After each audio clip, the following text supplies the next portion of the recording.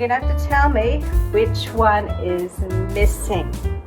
Which one's missing? Here's a fun memory game that you can do with large groups, small groups, and even when you're online teaching through Zoom. Which one is missing? Can you guess? Now, a couple of years ago, I showed you 2 What's Missing games using objects like this. Okay, hands up if you know which one's missing. Which one, Max? Oh, the sheep. The sheep. But here's an even easier way to play. Okay, here's all the pictures for the story we've been studying. Now, I'm going to turn it around and I'm going to take one away and mix them up, see if I can trick you. And I want to see if you can tell me which one is missing. So there we go. Can anyone tell me which one is missing? Fish and birds. Yes, you're right.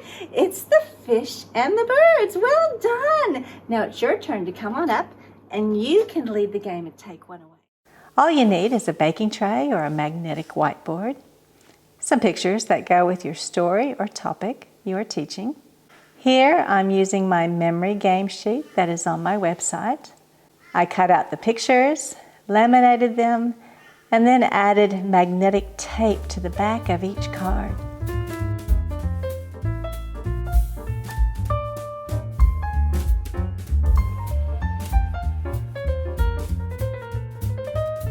Now, kids love the active involvement of not only participating, but they love the chance to lead this game as well. Which one are The people, no. The guard outside the tomb. Yes!